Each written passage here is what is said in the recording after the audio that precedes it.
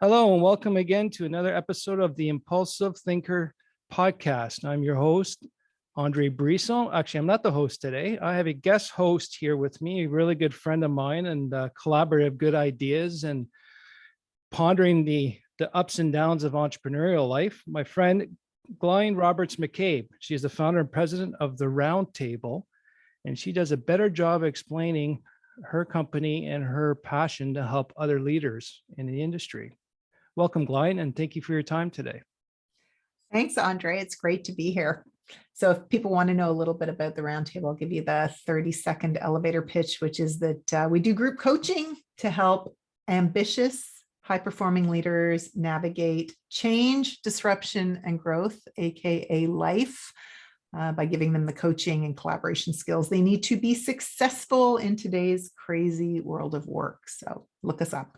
Fantastic. I think having your background and your experience in this, I think this would be a fantastic discussion and a good support for other people. I'll have her contact information in the show notes at the bottom. Glyne, this is your show. I'm so excited. This is going to be like free consulting for me.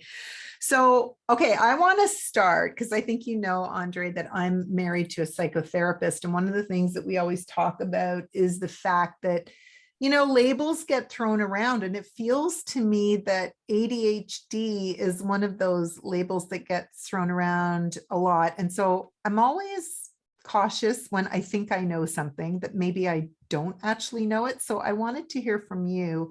When we say ADHD, what are we talking about? Like, what are we referring to? Get me grounded here. ADHD is attention deficit hyperactivity disorder, and it's a neurological condition that's defined by symptoms of inattention or hyperactive impulsivity. And these symptoms must interfere with your daily functioning in at least two settings, at work or at home. Now, there's three types of ADHD. One is the primarily hyperactive and impulsive. Your inattentive ADHD, which is formerly known as ADD. And then you got your combined type of ADHD. Now, just recently, all the psychiatrists in the world decided to keep the term ADHD as the main diagnosis, and ADD is technically no longer part of the diagnosis. So basically all ADD is the hyperactivity is removed, is not there. But basically your hyperactive ADHD needs constant movement. They fidget, squirm, struggle, and they can't stay seated. Usually they're driven by a motor that never ends. They talk nonstop, they interrupt others and blurt out answers and struggle with self-control. That's the impulsivity side. And these are a lot more easily and recognizable symptoms than your inattentive. Your inattentive ADHD has difficulty sustaining attention, following detailed instructions, and organizing tasks and activities. So weak working memory, easily distracted by external stimuli, and often lose things. Those are your three. Okay, so I'm feeling like I resemble a lot of those remarks, right? I feel like I'm Gen X, and I don't know, when our generation, I don't think we did a lot of these diagnosing. I have like a 17-year-old who, it seems that testing for these kinds of things is far more prevalent and popular. But how would I know as an adult if I had ADHD? Like, are there different markers or symptoms for adults versus kids? Your executive functioning deficits will actually come out into play when you're an adult. Like, give me an example. What does that mean? Executive functioning. Executive functioning is your mental capabilities or your brain. I forget which part of the brain it is, but that's how you are able to plan, execute goals and tasks. Right. And working memory is your very, very short-term memory. Okay. And how you can keep things juggling in your mind and remember. But like adult ADHD is I'd say in the last 10 years has been gaining momentum and being diagnosed as an adult. ADHD hyperactive is easily found in kids. It's easier to find nowadays. Like you said, when we were younger, they weren't. Well, that's an interesting part. So right now they understand ADHD more. It's not only the hyperactive, the inattentive is being observed and diagnosed. When we were young, because we're, you're a lot younger than me, but we're still Gen X's. If you succeeded well at school, you passed your grades, you were good and you can read and you were not disruptive, Yeah. you could not have ADHD. That was the mentality back then. Yeah, because I remember there was one kid in my school who was on at the time Ritalin. That was the drug that ADHD kids got, and it was literally, he was disruptive in class. Like that was his rep in our school, right? So now that they're more noticeable, the inattentive, they're diagnosing that more. So they're more educated. They're observing that even inattentive, and people doing well in school can have ADHD. So with the adults, it still comes down to the basic symptoms: impulsiveness, forgetting names and dates, missing your deadlines, or for me, it was a big leaving projects unfinished, starting them but stopping. Extreme emotionality and rejection sensitivity. Emotion dysregulation is not part of the DSM or the diagnostic tool because it's hard to measure. But emotional dysregulation is a very big one for ADHD. So tell me again what that means. So what does that mean? Like that we fly off the handle, if we have ADHD, we're more reactive to our emotions, or what does that mean? Correct. ADHD people feel emotions intensely and immediately. So our prefrontal cortex is our filter. Like if you got an idea that's supposed to process, say if it's good or not, or do you say it now? But like for me, most people say I don't have a filter. It just goes through. So that's the impulsivity side. So, and that also has to do with your emotional regulation. But at the same time too, our most basic form of our brain, that fight or flight part of the brain, or I forget the term is, but the more animalistic or whatever, we actually take it's an attack or it's not. So a lot of time when we feel these emotions intensely, we get into fight or flight mode immediately. And then after a while it goes, oh, I'm over it. So it's either an intense reaction. People see it as anger, or irritability is another one. And then after that, once you're gone, you've gone off, lack of a better term, it's fine. Now you've got time to think about it. I think my husband's going to listen to this podcast and start diagnosing me. The ultimate, like the best scenario, or the analogy I read was, it's like a pop bottle. Have the lid closed, you shake it. What happens when you open it? It goes, psh, it foams. It goes big foam and then gone. Yeah, that's the emotional dysregulation side of ADHD. I can completely relate that. And the part about distractibility, like, is that, that short-term working memory, would that be as simple as going downstairs and forgetting what you went downstairs for? Correct. Like for my youngest, her working memory is very, very short. So to say, go upstairs, brush your teeth, get ready for bed, go to the bathroom and put your clothes away. I think after that second one, that first one is out. And that's the way. It's like someone explained it to me, is like, it's like a shelf. You put your marbles on the shelf, and then your first thing you're trying to remember is the first marble. Your second thing is your second. And then if you put too many marbles on that shelf, that first one falls off. That's why you're accused of not listening. But I can't remember anymore. So a typical neurotypical is the other term, person, their working memory is about 7 to 10 pieces of information. That's why phone numbers are 7 to 10 numbers, easier to remember. But in ADHD, they're figuring it's about 3 to 5. That's really interesting. Yeah. And then we have all that, you got lower frustration tolerance and excessive activity and restlessness. Well, that made me think, like, when you were talking about like the impulsivity, and I always think, like, one of the things that's been one of my hallmarks that my whole life is, I'm going to say it's spontaneity, but it's almost more like a very high sense of urgency connected to spontaneity. So I feel like if I don't do it now, I'm going to miss out on something. And so my impulse to jump in with both feet and then ask questions later has been a pattern that I've kind of repeated through my life. What's the when you're unpacking impulsivity in relation to like what it means when it's under the ADHD umbrella, what does that look like? Does it look like that, or is it you can tell I'm trying to diagnose myself? Yeah, right? what I heard from you is actually you're impulsively interrupting or having to put your thought through.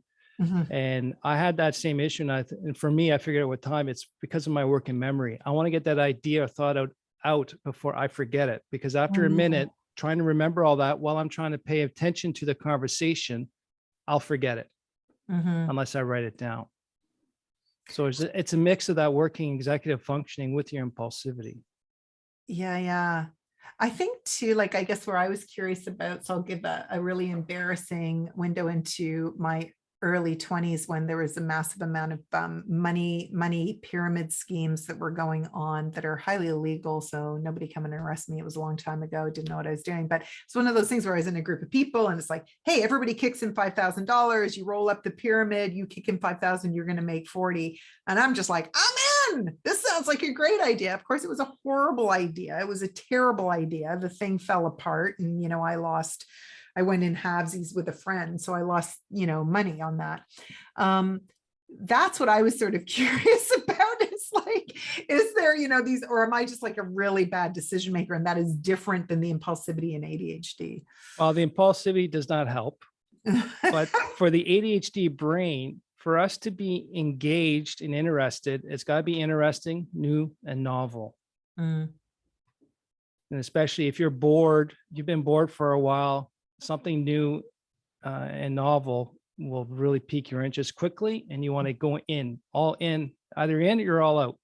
Yeah. And that's what I found out with me. I'm either all in or all out. And if I'm really interested, I'll go. If I got a new interest, new hobby I want to do, I'll buy everything up right now and get everything to show up. And then all of a sudden, I might have lost my interest and I got a lot of stuff here.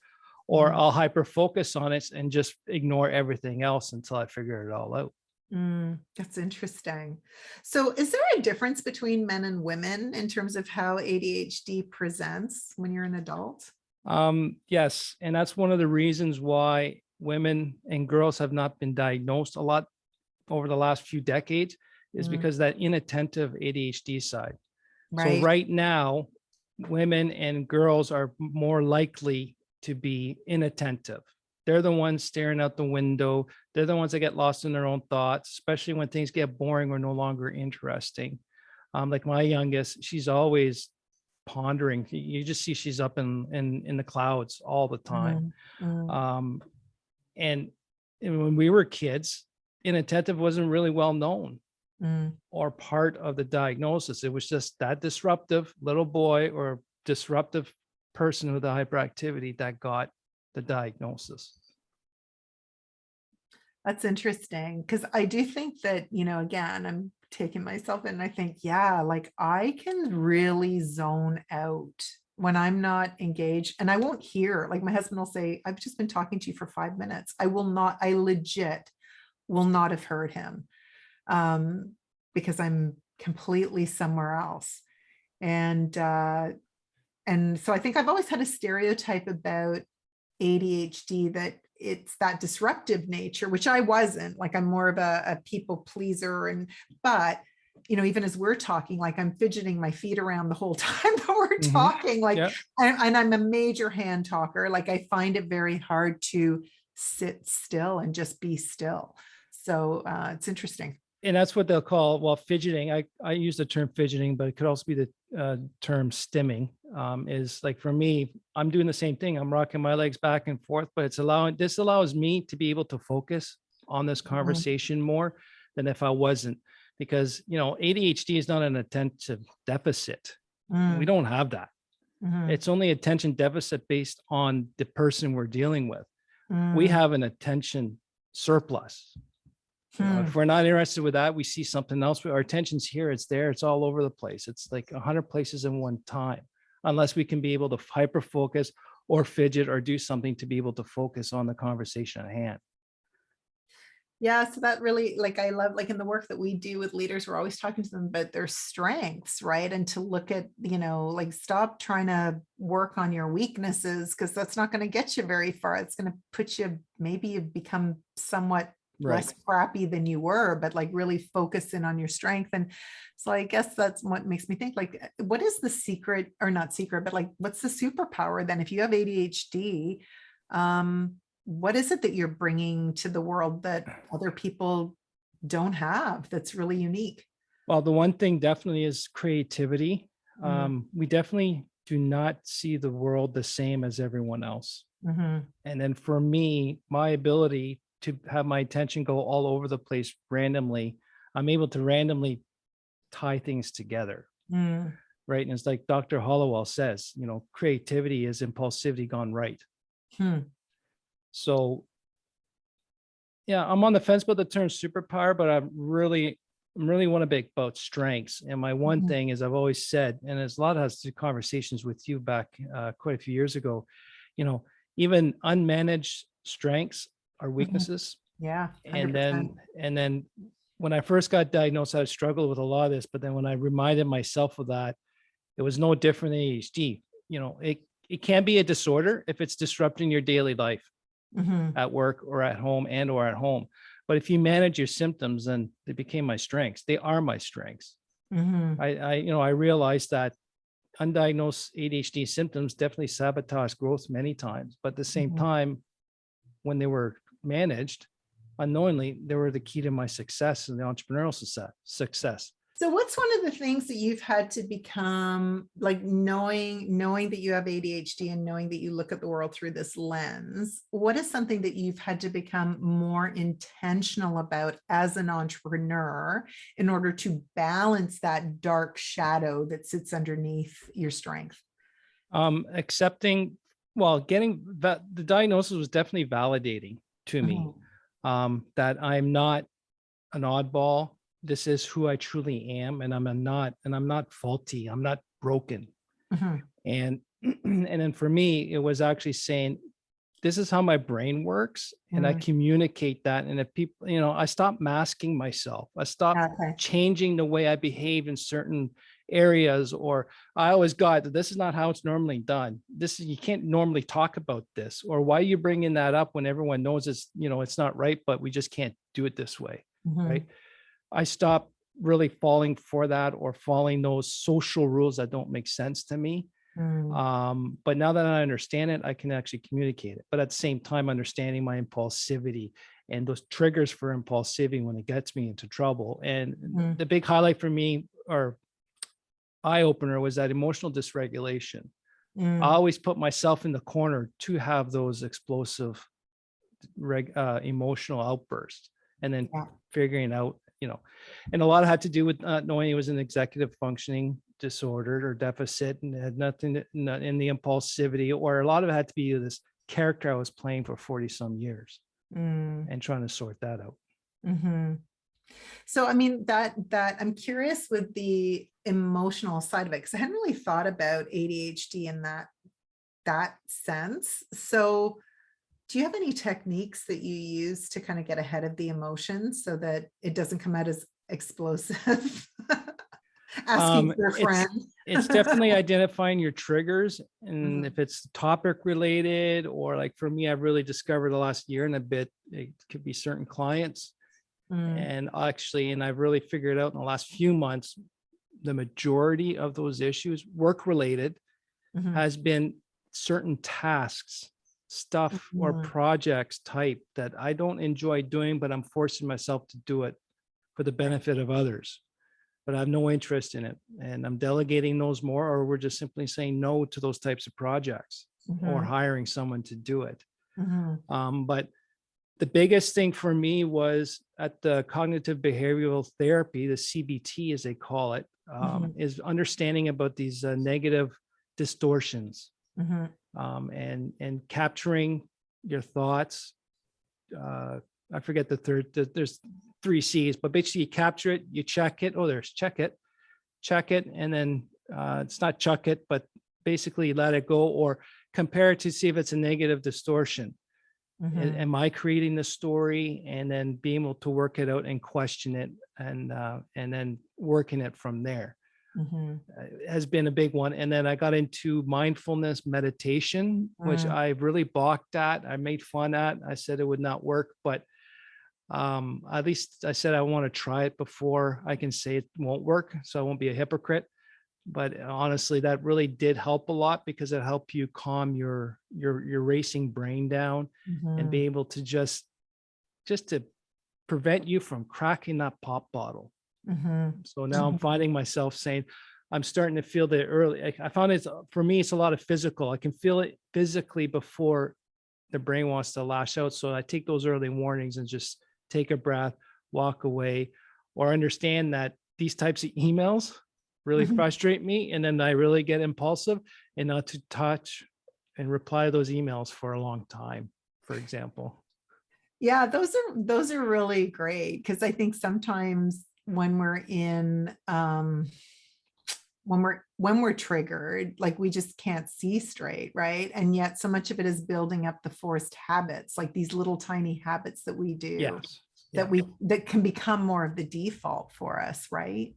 Yeah. And again, it's habit changing, and new Mhm. habit is to figure out those triggers, and listen to those early warning systems. Mhm. Um, Yeah, so what if, like, so I'm curious, like if somebody feels like, if maybe there's somebody listening to this who's like me, as I'm talking to you, I'm relating to a lot of the descriptors you're giving and a lot of the stuff that you've talked about. Like, are you a fan of, is this something that you can self-diagnose, or do you think people should go and get a proper diagnosis? Like, what's your point of view on that? Like, is this something that's fairly complex that no, no, no, you need a proper diagnosis, or are the markers pretty evident?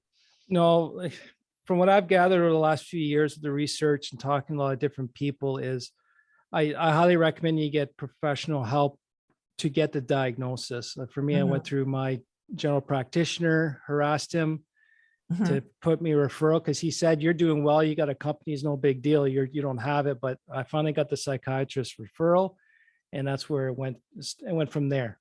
Mhm. And then you actually get a history of you, through, and from my wife, your family. But at the same time, you can also get help with, like for me, I guess it was a little bit of the emotional dysregulation really took over when I had that perfect tempest storm that really Mhm. got my symptoms out there. So I got help on that. So there's a lot of anxiety is a comorbidity, depression's a comorbidity. There's a lot of different other psychological conditions that could be comorbid, and you Mhm. got to figure out what you got to treat first, the ADHD or that comorbidity. And then there's a lot of similarities with a lot of these. Anxiety, depression has a lot of similar disorder symptoms. Mhm. But if you treat these, the anxiety or the depression, then it'll go away. So we got to find out which is which, Mhm. and that you got the proper diagnosis, because the treatments for everything's different, even the medication, and even with the therapies. Yeah. Yeah, it sounds like for you, like really having the diagnosis and getting the diagnosis was just like a major unlock to explain a lot of patterns and limitations that you had as an entrepreneur in your business, which is, And personally, that was the yeah. last puzzle piece that didn't make sense. I had one little thing of everything else, the strengths I developed, that I learned, and the assessments and talking with the different people. It was that one thing was missing. That was the ADHD diagnosis, Mhm. which very, it's made my last 40 some years make sense. Mhm. All my Mhm. challenges and successes and problems. And I think about the number of entrepreneurs that I know, and I feel like, do you think that the people with ADHD, because of the impulsivity part of it, if we get bored, we check out, and in entrepreneurship, we have this expression, shiny object syndrome, right? Mhm. Like we're looking for the shiny object. Do you think that statistically entrepreneurs with ADHD or people with ADHD are attracted to entrepreneurship for that that reason. And so Yeah. there's a whole bunch of us undiagnosed running around with businesses. Diagnosed and undiagnosed. Yes. So the Yeah. impulsivity definitely has one. And for our brain to stay engaged, we need it to be interesting, novel, and new. Yeah. Right. And for me, that's, I enjoy my consulting with the engineering because there's always something interesting, novel, and new. I Yeah. always said, yes. Can you do this? Yes. Do you know how to do it? No, but I'll figure it out. Sounds interesting. Let's do it. So there is a high, there's a lot of people out there undiagnosed and diagnosed, but yes, ADHD is a factor in a lot of the entrepreneurs out there. And that's one of the reasons I wanted to help with this podcast, is to get a lot of people who are entrepreneurs, that there's a side of us that is challenging and we can be successful at the same time. Well, I think that whole notion of interesting, novel, and new, because I think in my own business, and then I think of the number of people I work with, one of the things as entrepreneurs we're often trying to do is scale. And in order to scale, you need to standardize. The thing that bores me to tears is standardization, and I think it's easier to look at other people's business and go, dude, you need to stop changing everything every 2 minutes in order to scale your business, but intellectually you can know that. But I think, for those of us who need that novel and the new and trying something that's different, that is so seductive, right? Yeah. And, like you said there, the thought just went, phew, gone. That was good. It was a good thought too, but it'll come back. You should have interrupted me. Yeah. No, but like new and novel, yes. We want to keep it new and novel, but at the same time, we still prefer a structure. So yeah, you're talking about standardization. To me, standardization and structure are two different things. I standardize my company so I can have information come to me and projects delivered on time structurally, so I had less surprises. So we do well with structure. We may want to resist it, but if we have a structure and routines, we can really excel. But yeah, standardization is boring. Bureaucracies for me is just, it's like pulling your nails down a chalkboard. But we definitely need it new, interesting, and novel to keep it interesting. But at the same time, there's a lot of ADHD people that do like the structure and standardization. Yeah. And I mean, I can totally relate to that. Like, I like it. I'm just not going to follow it. Yeah. That probably has to do with your follow through with Colby more than the ADHD. Oh, you're outing my Colby numbers. Yeah. Well, I'm the same thing. I'm a resistant follow through. I'm more random on how I like it to do things rather than being systematic. Yeah. But there's a lot of people with ADHD that do prefer to do things systematically. And you just got to figure out where your non-ADHD strengths are and your ADHD strengths. Well, so I don't, Colby is a tool that both you and I have used, which looks at your cognitive ability, which maybe for some of your listeners, they might not know what Colby does. Do you want to give it? Because I think it's like one of the coolest tools out there. And I have a question about Colby for you that I'd like to ask you. So give everybody the 411 on Colby. Colby, we're definitely going to be spending a couple episodes on that. But basically, there's three parts in your mind: your cognitive, which you know, what you've learned; your affective mind, which is what you like and love to do, and your emotions. A lot of it has to do with that. And your cognitive, how you do things. This is how you problem solve.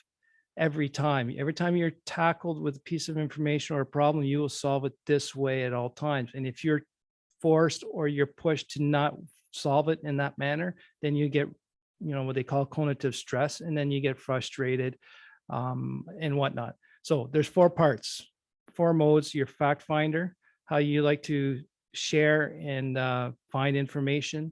Your follow through is just how you structure and organize your projects. Your quick start, which is how you assess and handle risk. And it's not risk like sky jumping.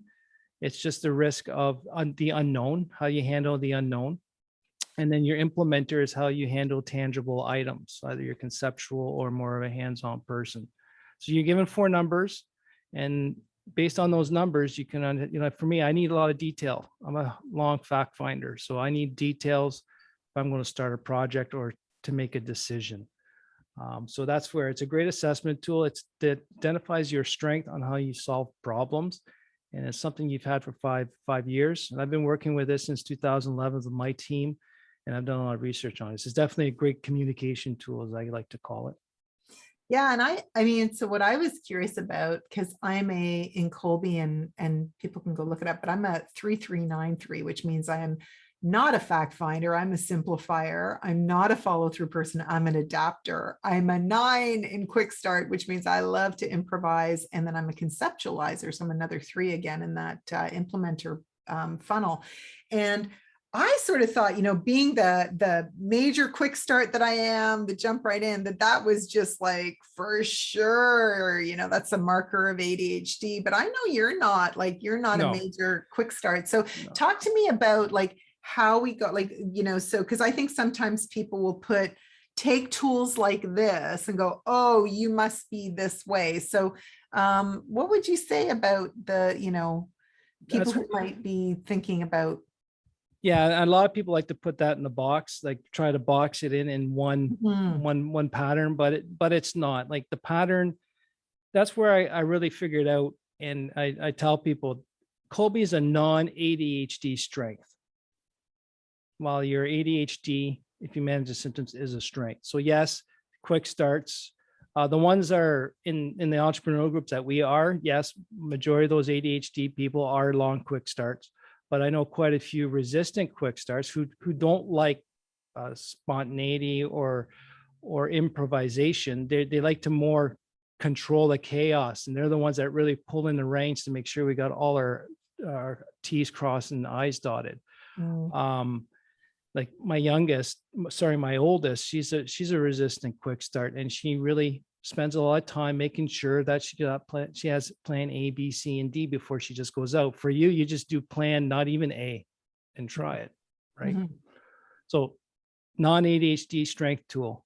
Yeah. Strengths finders is another one I'm going to talk about in another episode, but those are all non-ADHD strengths. Yeah. And if we put all those together, you can really figure out and understand yourself and how you work best. Yeah, I love that. So don't use tools like that to diagnose yourself. Go to get a professional diagnosis, but these tools can give you insights into how you're showing up. And the thing is, self-diagnosing yourself is the start. So you can actually show up to your medical providers and be more educated, and you can sound smarter, right? And that's what I did. Or it's just not like, I want to try this and see what happens. No, it's like, I've done a lot of research. I've done this. I see these patterns. I like to get help. And that's how I was able to convince my general practitioner to do it. Nice. So time flies by with this stuff. What was the one takeaway from today? Oh boy, I had so many. I think my main one is just, I think, is the importance of getting professional diagnosis. Don't try and self-diagnose. It's important that you really get a professional so that then you can pinpoint where you need the support in your life and what's going to have the biggest bang for your buck. Yeah. Right on track. Like that's huge. Like they're the experts. They understand that the challenge is ultimately going to try and find someone who's got adult ADHD experience. But in the end, they're the professionals that can help you with the different things. Like for me, it wasn't immediately ADHD. We worked on 2 other different things first to get to the final stage. Like it took almost a year to get the diagnosis, but that's, the reality is, to some places I do a bunch of tests. Some will just do it with interviews and experience. So, all right. Nice. Thanks for sharing all of that and your journey. That was super interesting. I appreciate coming in and asking some really fantastic questions. I think this is definitely a side that I think a lot of people are going to say, ooh, and have a better understanding of it. And I'm glad we were able to pull this out for everyone. Yeah. Thanks for having me. Thank you, Glenn. And everyone, thanks again for listening to the podcast. And if you like what you heard, please subscribe below and share with other people you believe will help. And again, as always, ADHD is only a part of you. It's not all of you. And thanks again for listening. Take care. Bye.